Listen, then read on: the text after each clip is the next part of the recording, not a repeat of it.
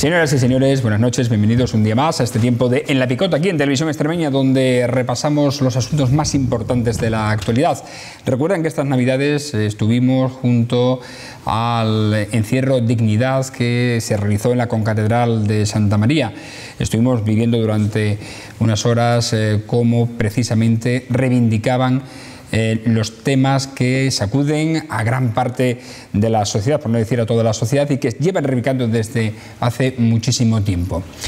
Culminó, como decimos, ese encierro Dignidad con una marcha y un acto final el pasado viernes en el Centro Cultural Cazaba de Mérida.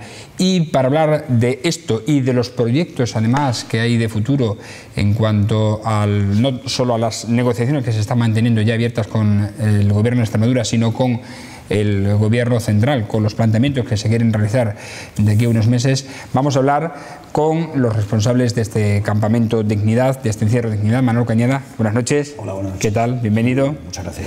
Y con Álvaro Rodríguez, ¿qué tal? Buenas noches también. Buenas noches. Bienvenido. Manolo, la primera pregunta, ¿no se le quita a uno las ganas después de todo lo que ve de dejar de luchar, de bajar los brazos? No, eso nunca. Eso nunca, porque además no tenemos tiempo ni fuerza para rendirnos, ¿vale? No hay tiempo para rendirse, pues sencillamente porque cuando uno habla con los compañeros y ve que uno tiene que elegir entre qué dos medicamentos se va a tomar, cuando habla con otra compañera y le dice que ahora que ha dejado de cobrar el RAI tiene que pagar el 40% de los medicamentos, cuando habla con otros compañeros y le dice que se ha estado pagando la recogida de la aceituna de verdeo a 25 euros, se han ganado 25 euros, cogiéndola a esportón, cogiéndolo a destajo, cuando habla con, en fin, cuando uno habla con los compañeros y ve la situación que se está creando, cómo la miseria está llamando en miles de puertas de casas extremeñas, no hay derecho al desaliento. Lo digo porque tienes bueno, tu historia va ligada a la reivindicación indudablemente, primero desde la política en activo, ahora desde la política en pasivo, podríamos llamar, ¿no? Yo estoy ahora en paro y estoy echando una mano más porque estoy en paro. Si estuviera trabajando, yo estuve trabajando hasta el 1 de febrero en un instituto de educador social y busco trabajo como todo el mundo, pero mientras no encuentre el trabajo, por supuesto que estaré colaborando todo lo que pueda, ¿no? Teniendo muy claro, y lo digo para despejar las dudas a cualquiera, porque sé que eso se ha especulado con eso, que yo no voy a volver a la política representativa de ninguna de las maneras. Es un ejemplo, ¿no, Álvaro, de lucha? Manolo. Sí, hombre, sí. Bueno, vamos a hablar precisamente sobre lo que aconteció en la Concatedral de Mérida y lo que pasó también el pasado viernes, sobre todo porque se ha abierto una vía de diálogo con el Gobierno de Extremadura, que precisamente en la entrevista que mantuvimos cuando estabais encerrados estaba cerrada y al final se abrió una puerta, ¿no? ¿Cómo fue la reunión? ¿Qué es lo que tratasteis? Para empezar hay que decir que se abrió con la ayuda de Jesús Sánchez Adalid, que es un sacerdote y escritor que mucha gente conoce, seguro, ¿no? Ya de renombre. Eso es. Eso es, que ha hecho ese trabajo de mediación. Y parece que se ha abierto. Digo, antes del día 24 tiene que volver a celebrarse una reunión con la Junta de Extremadura, que no querían reunirse con nosotros y que yo creo que al final hemos conseguido, con toda la movilización, con toda la solidaridad del pueblo, que se tengan que sentar. Nosotros le estamos planteando una cosa muy sencilla. Ellos mismos reconocen que la ley de la renta básica no ha funcionado. Ellos mismos reconocen, a ver, no es presentable de ninguna de las maneras que haya 18.000 solicitudes y haya 196 personas, solo 196 personas que la han cobrado. O sea, es un despropósito, es una auténtica vergüenza, ¿no? Es decir, con el montón de gente que hay pasando necesidad y pasando calamidades, que solo haya 200 familias en Extremadura a las que se le ha pagado la renta básica. Y como decimos nosotros, eso es un caos muy bien organizado, es un fracaso muy bien organizado, no es algo casual en absoluto, ¿eh? Y nosotros queremos que se tomen las medidas. Vamos a exigir en la mesa de negociación, y lo vamos a exigir en la mesa de negociación y donde haga falta, vamos a exigir que hay que pagarle por lo menos a 8.000 familias antes de terminar el mes de febrero. Antes del 28 de febrero hay que pagarle por lo menos a 8.000 familias. ¿De dónde sale ese número de las 8.000 familias? Pues nace de las declaraciones de Carrón, que él mismo decía que al menos le iban a reconocer la renta básica a 8.000 familias, personas y familias en Extremadura. Y lo decía en octubre. Nosotros decimos que antes del 28 de febrero tienen que pagarle por lo menos 8.000 familias. Y luego, a lo largo del año 2014, tienen que pagarle la renta básica al menos a entre 12.000 personas, familias de Extremadura. ¿De dónde sacamos ese número? Pues sencillamente de la propia estimación que hace la Junta, que prevé que va a haber 20.000 personas que van a solicitar la renta básica. Y lo que no vale de ninguna de las maneras es lo que están haciendo. Lo que están haciendo es una carrera de obstáculos. Le están pidiendo a la gente que tenga pasada la ITV. ¿Qué tendrá que ver la ITV para poder cobrar la renta básica? Además, lo que le dice la gente, págame la renta básica y luego voy y paso la ITV, si no tengo ni siquiera para pasarla, ¿no? Le están pidiendo a la gente las copias de los contratos de arrendamiento de viviendas que son de la Junta de Extremadura. Le están pidiendo a las familias certificados de escolarización de los niños. Es decir, están torturando a la gente con papeles porque lo que quieren es dilatarlo en el tiempo, ¿no? Entonces, como decimos, eso se tiene que acabar y se tiene que dar una respuesta de verdad. Es decir, no una respuesta de propaganda, porque aquí lo que pasa es que como el gobierno controla o la gran mayoría de los medios de comunicación, pues está todo el día emitiendo propaganda, está todo el día echando propaganda y la gente se lo cree, claro, cuando uno escucha una y otra vez un mensaje, pues acaba haciéndose más permeable a ese mensaje, ¿no?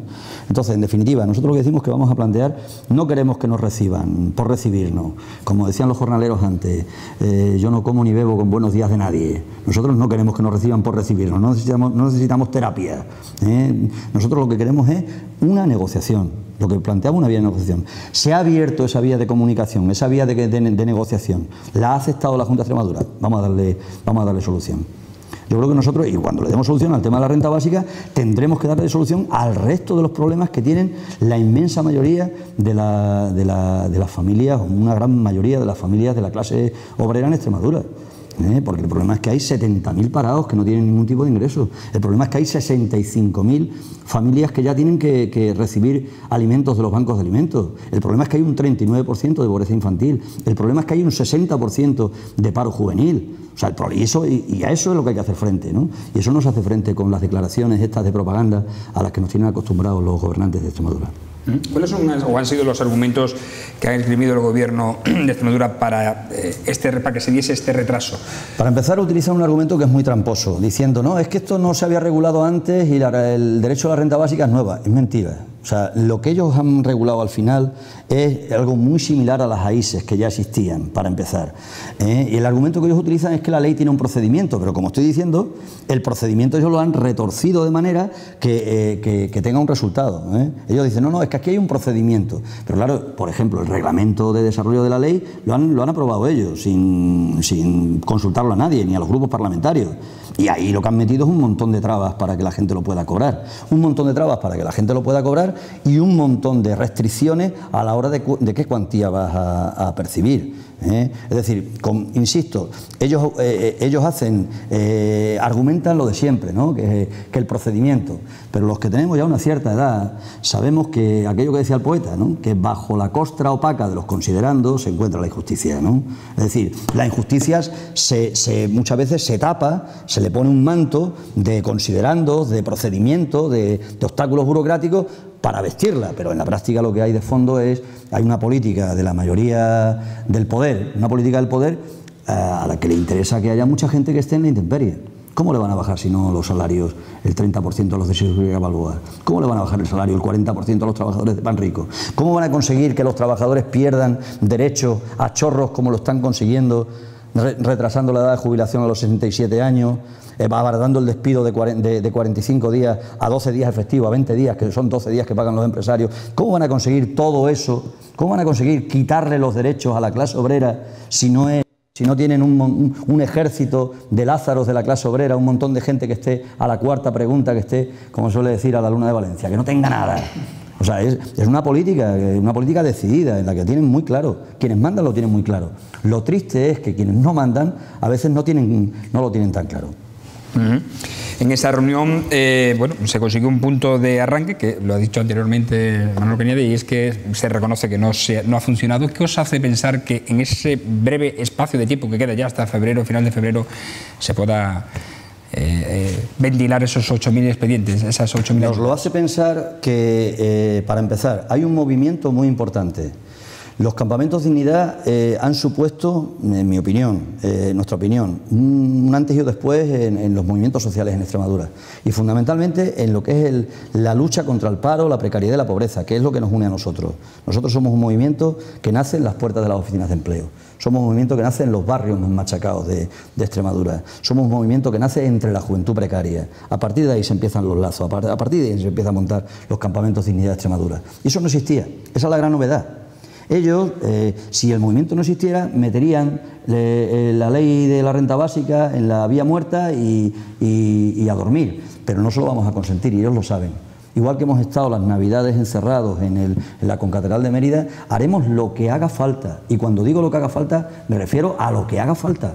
O sea, no vamos a consentir que hagan pasar hambre a la clase obrera en Extremadura. No vamos a consentir que sigan arrastrando la miseria a la gente de la clase obrera en Extremadura. Y por tanto hay que buscar una solución, porque además dinero hay. ¿Cómo le explican a la gente que se hayan dejado de gastar 12.900.000 euros del presupuesto del 2013? Que se lo han dejado de gastar. Se han gastado solo, mejor dicho, se han gastado solo 100.000 euros. Se han dejado de gastar 13.100.000 euros. Porque nosotros creíamos incluso que se iban a gastar los 300.000 euros que ellos habían dicho que se iban a gastar antes de final de año. Ni siquiera eso, se han gastado solo 100.000 euros. O sea, ¿cómo se lo explican a la gente? ¿Cómo le explican a la gente que metieron en los presupuestos de 2012 80 millones de euros para la renta básica y no se han gastado ni un duro? Ya ha llegado una parte del dinero de la deuda histórica. Es decir, tenemos las razones, tenemos los números. Si hace falta les decimos si quieren que haya un debate público. Nosotros vamos a intentar que la negociación sea una negociación, como digo, que dé resultado rápido. Pero si tienen algún problema, en esta misma televisión o donde sea, donde haga falta, que discutan con nosotros de los números, que discutan con nosotros de la ley, para que la gente lo vea, para que los extremeños lo vean, que hay dinero y que tenemos razones de sobra. Las razones de sobra tienen que ver sobre todo pues, con lo que está sufriendo la gente, con las condiciones de vida, cómo se están precarizando y se están empeorando, ¿no?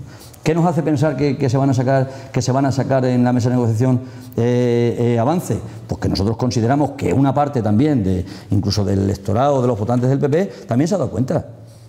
Hay gente que son votantes del PP que, claro, nos dice, pero bueno, es que esto no tiene ningún sentido.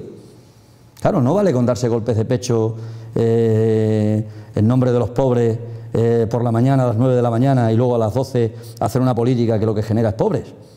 No, eso hay que poner de acuerdo. Hay que poner de acuerdo los sentimientos con el corazón y la cabeza. Y entonces hay mucha gente, incluso votantes del PP, que nos dice, no, esto es que no se puede consentir. No se puede consentir lo que está pasando. No se puede consentir que las madres tengan que echarle agua a la leche, para estirar la leche para que llegue a más gente. No se puede consentir pues lo que estamos viendo. 65.000 personas que llegan, que tienen que tirar de las bolsas de los bancos de alimentos. ¿Qué es lo que queremos? Un país que decía hace 4 días que era la novena potencia industrial y que tiene 2 millones de personas ya recurriendo a los bancos de alimentos para comer. Esa es la situación de este país. Es la situación que estamos viviendo. Pues evidentemente ahí harán falta atajos. O hay atajos o habrá gamonales. Digo, o se encuentran soluciones para este deterioro aceleradísimo de las condiciones de vida de la clase obrera, o sencillamente explotará. Habrá un estallido social, habrá muchos estallidos sociales. ¿O qué quieren? ¿Que la gente esté de brazos cruzados cuando la están atropellando un día y otro? Ese es el... Sí, además son cosas que ellos saben, ¿no? Ayer hemos visto una noticia que habrá mucha gente a la que le suena chino, le parezca una cosa así como muy ajena, ¿no? Pero que es el gobierno de Extremadura se ha comprado un vehículo aéreo no tripulado para labores de seguridad ciudadana, es decir, o sea, yo le escribía un dron, sí, un dron, pero bueno, mucha gente lo mismo digo dron y no sabe lo que es, entonces pues queda la explicación más sencilla, es un vehículo aéreo no tripulado, ¿no?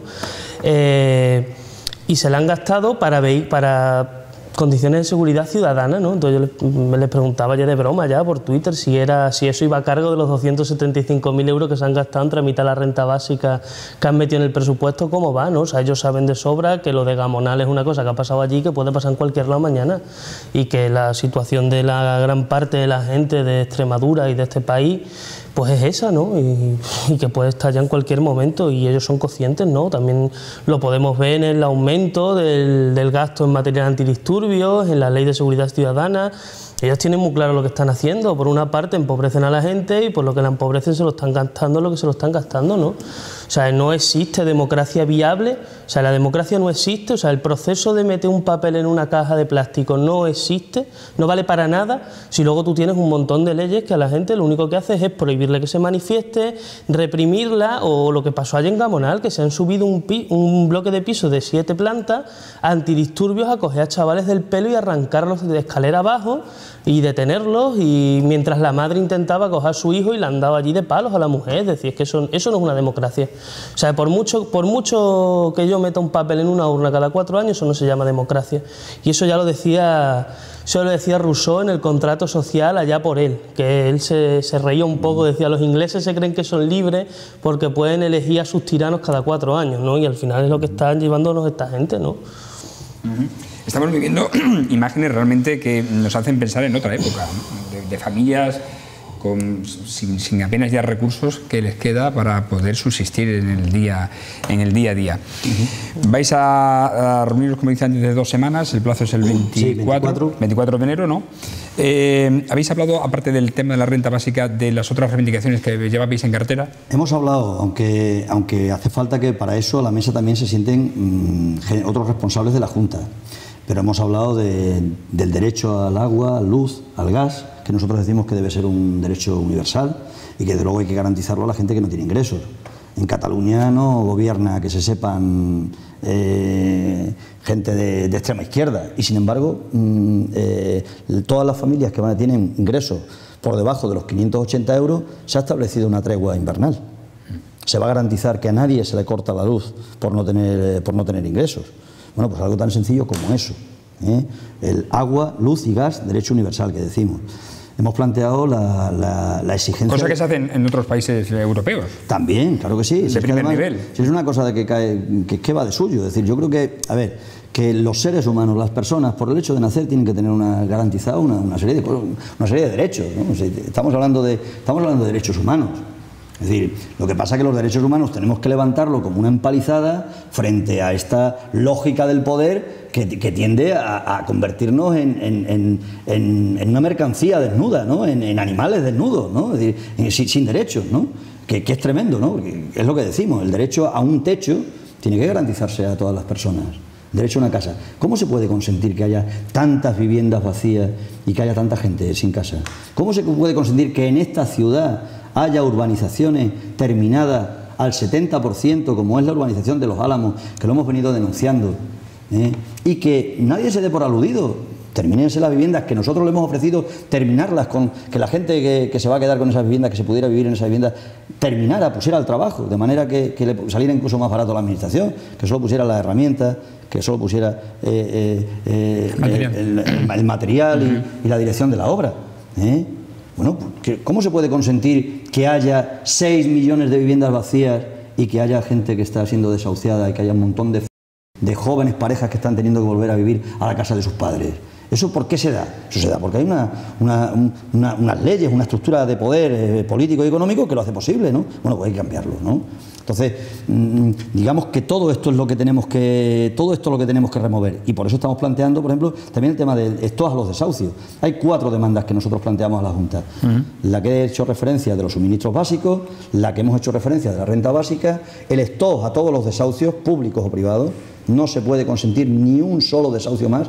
400.000 desahucios en los últimos 5 años en este país. Es una salvajada. Es una salvajada, una brutalidad. O sea, en 5 años, 400.000 familias a la calle. Ayer los compañeros de Almendralejo han ocupado... iba a contar eso. 9 familias ahí a un bloque que llevaba vacío, recién construido desde el año 2009. Y que está, nosotros estuvimos ayer apoyando a los compañeros, que está intacto, está con todo. Está con la luz, con el agua, está con, no como estos de aquí de Los Álamos, con el suelo, con las paredes, o sea, con las ventanas y puertas. Es decir, están terminadas las viviendas, muriéndose de risa.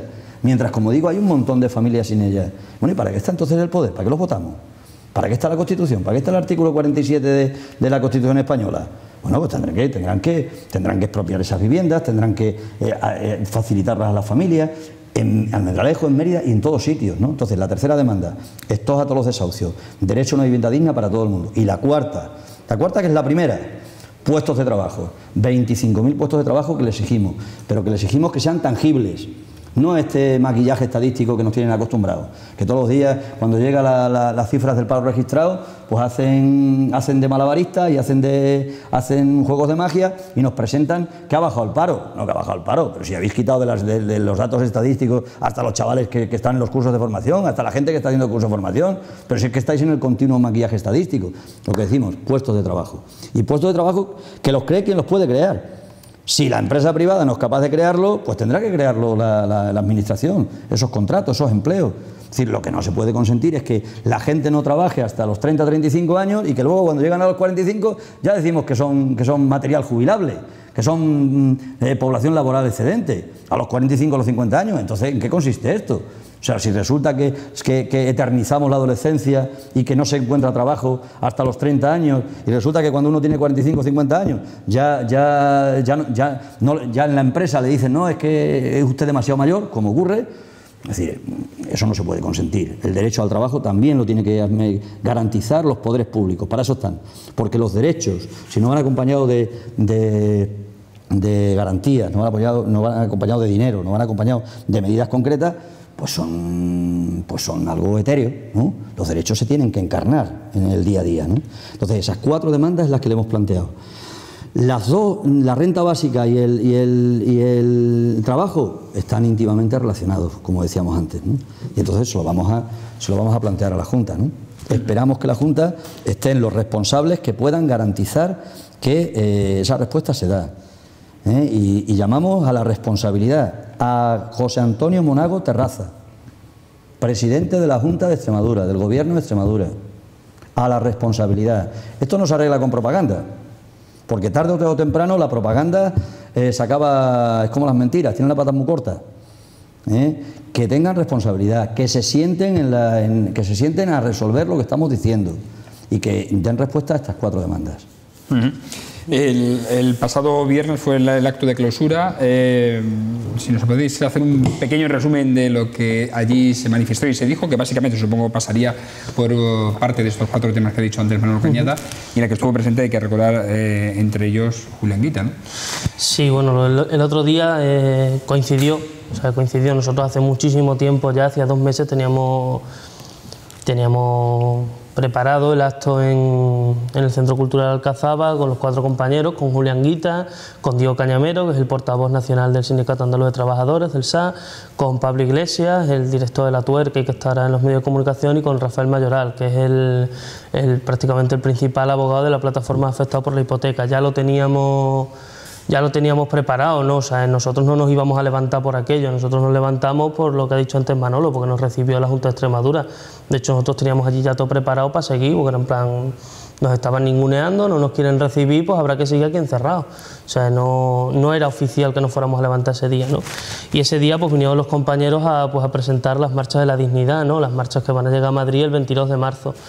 Que antes que hablar del acto, pues creo que también es importante decir los 3 motivos principales de las 3 principales reivindicaciones que vamos a llevar a cabo de la marcha, ¿no? Lo vamos a hacer a continuación, perdóname Álvaro, sí. por ir en el tiempo un poco situando a la gente. ¿Vale? Exactamente, ¿qué es lo que se dijo allí? ¿Qué conclusión pudisteis sacar vosotros como plataforma aquí en Mérida? Hombre, nosotros la conclusión que sacamos es una cosa muy sencilla, ¿no? Primero que hay apoyo social, ¿no? Primero que hay apoyo social. No, se llenó, no, hubo que repetir el acto, como aquel que dice, hubo que repetirlo fuera. O sea, los 4 compañeros intervinieron dentro y después volvieron a intervenir fuera, subidos a una escalera con un megáfono, porque era lo que teníamos para sacar, y sacamos una escalera y un megáfono y volvieron a intervenir, porque dentro había 700 personas y fuera había otras 400 de fijo, luego eso aquello se iba moviendo, o sea, la calle estaba repleta de gente.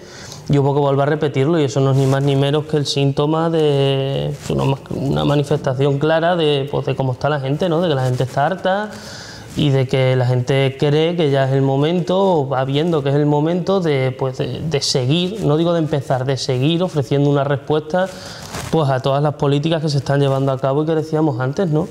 Entonces nosotros la valoración es muy positiva y además creemos que el acto era Significaba mucho, porque también juntaba gente de varios sitios que de manera habitual no hacen actos juntos, ¿no? O sea, el cartel que había aquí no es habitual verlo en ningún sitio, ¿no? Anguita, Cañamero, Pablo Iglesias y el compañero de la plataforma afectado por la hipoteca, Rafa.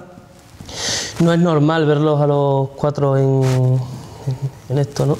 Sí, te voy a pedir que te subas un poco el pañuelo porque está rozando el micrófono, o nos bajamos el micrófono con total normalidad, sin ningún problema. Vale. Y así se te escucha, escuchará mejor. Así. Cosas no sé. Sí. Decía, bueno, sirvió este acto no pude para presentar la Marcha Dignidad, ¿no? Que es la que vamos a hablar ahora y que dará lugar a la reunión de lo que llamáis vosotros varias columnas desde toda España, 10 columnas. Confluencia, el 22 de marzo en Madrid. Confirmada de momento 10 columnas. 10 columnas. Sí, este sábado tenemos en Sevilla la reunión con los compañeros donde vamos a seguir viendo si son 10 columnas y al final son más, ¿no?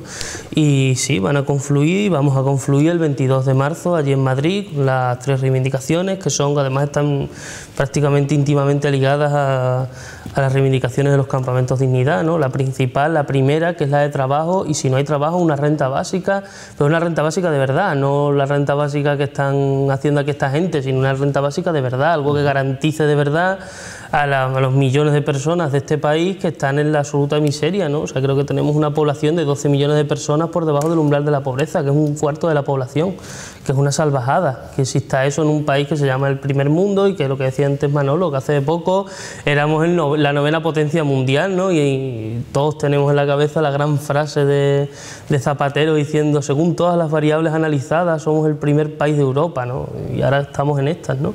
Esa es la primera reivindicación. La segunda es unos servicios públicos de calidad para todos, porque creemos que ya no basta con parar las privatizaciones, sino que hay que volver atrás en todos los procesos de privatización que se ha hecho, porque no funciona, es que es un modelo que no funciona, está más que demostrado. O sea, si lo que quieren es ver, como en Estados Unidos, morirse a la gente en la puerta de los hospitales, este modelo funciona perfectamente para eso, pero para otra cosa no. Para otra cosa no funciona. Y por tomar tierra un poco, o sea, en Extremadura ya hay 2 procesos de hospitales con dirección privatizada, ¿no? Como es el de Villanueva Don Benito, perdón, que fijaros, lo disfrazan de una cosa así súper, o sea, lo tienen disfrazado el debate con si lo ponemos más cerca de Don Benito o de Villanueva, cuando en verdad lo que estamos hablando es de que van a por un hospital privado y que el siguiente paso a eso ya es que la gente no tenga derecho, ¿no? Esa es una, y luego creo que el otro es en la zona de Cáceres. Y el último punto es el no al pago de la deuda ilegítima. O sea, en España estamos pagando miles de millones al día de deuda ilegítima, de deuda que se está contrayendo para que Bankia la rescatemos y luego no valga para nada rescatar a Bankia, porque al final Bankia sigue desahuciando gente, Bankia sigue teniendo pisos, o sea, toda la cantidad de deuda que estamos pagando que no nos pertenece realmente, porque la deuda del Estado no era tanta, o sea, tanto esto que se pretende así siempre crear esta sensación que pretenden la gente que se llama los liberales, de crear la sensación de que el problema es el Estado. No, el problema no es el Estado, el problema es la iniciativa privada que se apoya en el Estado para seguir manteniendo unos pingües beneficios que no tiene nadie más que ellos, ¿no? O sea, no puede ser, o sea, es inmoral, no es ético, ¿no? Entonces no queremos pagar esa deuda. La deuda legítima, o sea, la deuda que de verdad tenga la administración con las pymes, con los autónomos, con la gente que trabaja en la administración, esa deuda claro que hay que pagarla. Esa deuda es legítima, esa deuda hay que pagarla. La que no se puede pagar es lo que digo, la deuda para que los bancos estén manteniendo sus beneficios. Eso es imposible de pagar, más que nada es que es imposible. Todos los economistas lo están diciendo, es imposible pagar esa deuda, ¿no? Entonces con esos 3 puntos pues llegarán hasta el momento que nosotros sepamos pues 10 columnas, ¿no? De aquí en Extremadura pues saldremos el día 10, pues nuestro recorrido tenemos pensado que sean 12 días, haremos una salida simbólica aquí en Mérida y luego arrancaremos ya con el resto de los compañeros de la zona norte, de Plasencia y demás, desde Navalmoral, ¿no? Y llegaremos, pues como ya hemos dicho varias veces, el 22 de marzo allí a Madrid, ¿no?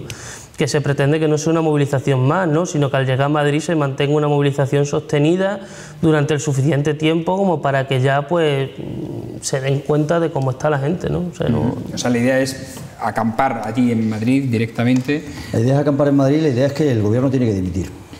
O sea, porque un gobierno que hace una política que no ha sometido a la consulta de nadie, que no ha pasado por las urnas, porque el gobierno está haciendo una política que no ha sido votada. O sea, ¿en qué programa está que iban a subir la edad de jubilación a los 67 años? ¿En qué programa estaba la reforma laboral tan dañina que están haciendo? ¿En qué programa electoral estaba, bueno, el conjunto de medidas que están tomando? Que todos los días es una gotita más, la última, el quitarle la seguridad social a los parados que están, a los chavales que tienen que irse fuera del país a buscar curro, y si van, encima que tienen que ir fuera a buscar curro, cuando vuelven están ya sin la seguridad social. Es decir, están haciendo una política que no ha sido votada en ningún sitio. Tienen los votos, pero no tienen la legitimidad. Y como no tienen la legitimidad y esa política no la ha votado nadie, ni los que han votado al PP, ni los que han votado a ningún otro partido, este gobierno tiene que dimitir. Este gobierno y los gobiernos que son capataces de la troika, que como muy bien explicaba Álvaro, es quien está decidiendo la política, porque aquí la política la están diciendo los grandes poderes económicos, la está diciendo la banca. Y luego hay un montón de manijeros, de encargados de llevar adelante la política de la banca. Entonces, a eso es a lo que se quiere poner freno con las marchas del 22M. Curiosamente, hace poco, perdona, Manolo, hemos leído en los medios de comunicación que el Parlamento Europeo se va a poner a investigar los movimientos de la troika. A buena hora también, sí, pero bueno, bienvenida sea, aunque sea tarde, ¿no? Claro, pero es un poco lo que estamos diciendo. Es decir, si tú tienes que hay un gobierno en la sombra que nadie elige, que aquí quien decide lo que se hace y no se hace es el Fondo Monetario y es el Banco Central Europeo. Bueno, pero aquí ¿de qué estamos hablando? Estamos hablando en definitiva que hay que devolver la soberanía a los pueblos. Hay que arrancarle la soberanía real, fáctica, que ahora mismo tienen los grandes poderes económicos y especialmente la banca, y devolvérsela al pueblo. O sea, tiene que haber una democracia de verdad, no una democracia de mentirijilla como la que hay. Y eso ahora en lo inmediato pasa porque el gobierno tiene que dimitir y tienen que hacerse una política que no esté a los dictados de la banca, sino que esté a los dictados del pueblo. Entonces, objetivo de las marchas, todo lo que ha dicho Álvaro, pero hay un objetivo, vamos, que va de suyo. Y es que, como digo, este gobierno ya ha llegado el momento que tenga que abandonar, que tenga que dejarlo. O sea, porque está conduciendo a la ruina a la gran mayoría, a una parte muy importante de la población en el país. ¿Y vais a permanecer allí en Madrid hasta que se consiga ese objetivo? Nosotros, la movilización es una movilización pacífica, pero desobediente. Desobediente y pacífica, ambas cosas. Es decir, no es un paseo, no es una procesión laica, es una movilización para conseguir un objetivo. Un objetivo como el que estamos diciendo, ¿no? Un objetivo porque no se puede consentir lo que está pasando. Es decir, y por tanto hay que poner pie en pared, como se suele decir aquí, solemos decir en Extremadura, ¿no? Hay que poner pie en pared y hay que acabar con esa situación, ¿no? ¿Cuántas personas prevéis que podéis desde Extremadura agruparos en esa columna que va a marchar desde aquí? Nosotros de momento hoy, en enero, ¿vale?, que esto sale en marzo, solamente con la gente de los campamentos, cercana a los campamentos que se ha apuntado, estamos unos 50 o algo más. Vale, para andar los 12 días. Para andar los 12 días. Claro, luego hay mucha gente, pues, por ejemplo, yo soy estudiante, yo no puedo estar los 12 días allí. Yo iré los fines de semana, iré cuando lleguemos a Madrid, ¿no? Y así va a haber bastante gente que va a ir un tramo de 3 días, otra gente de más, o sea, de normal, o sea, de decir, no, yo me voy los 12 días. Los que van a hacer los 12 días, el camino hasta Madrid, son ese número de personas, a los que evidentemente se sumarán. Claro, es que los campamentos de dignidad lo hemos dicho varias veces, o sea, el sustrato principal de los campamentos de dignidad son gente parada. O sea, nosotros el 90% de la gente somos parados, o sea, este rollo que se dice siempre de a ver cuándo salen los parados a la calle, a ver cuándo los parados hacen algo, ya estamos haciéndolo. O sea, la mayor parte de la gente que está en los campamentos son parados o gente que pues que tenemos esa expectativa, ¿no? Yo estoy estudiando un módulo superior y yo sé que no va a haber trabajo de lo que yo estoy haciendo. Vino una empresa a Mérida, le pusieron todas las facilidades habidas y por haber, vamos, prácticamente le iban a regalar a los trabajadores si nos descuidamos. En el ciclo que estoy estudiando yo, los chavales del segundo año son los que iban ahí directamente a esa empresa, les iban a hacer las prácticas y demás, y ahora ya, una vez ya tienen el sitio, ya lo tienen asentado, ahora ya resulta que no, que ya nada más que van a ir 2. Y que ahora en vez de tener que ser los chavales los que están ahora, resulta que se tienen que matar entre ellos a ver quiénes son los 2 que tienen la suerte de poder trabajar 3 meses sin que les paguen un duro, y a ver si después hay suerte y les contratan por lo que se está contratando ahora mismo, ¿no? La mayor parte somos parados y pues eso pues entonces no va a haber problemas para andar los 12 días. A mí me gustaría subrayar también una cosa: las marchas no es solo la gente que va andando. Las marchas es todo el movimiento de apoyo y de solidaridad y de partido, porque hay mucha gente que no puede. por distintas razones, familiares, físicas, etcétera, ¿no? Entonces, estamos hablando que las marchas de la dignidad nosotros queremos que sea un movimiento muy grande en el que se incorpore y un movimiento muy plural, un movimiento unitario. Lo digo porque si toda la gente que en sus pueblos, que nos pueda escuchar, que en sus pueblos quiera que se organicen comisiones, que se organicen asambleas, que se organicen actos, toda la gente que pueda participar de distintas maneras, que habrá gente que pueda participar un día, habrá gente que podrá ir los últimos días a Madrid, es decir, hay distintas posibilidades de participar en las marchas.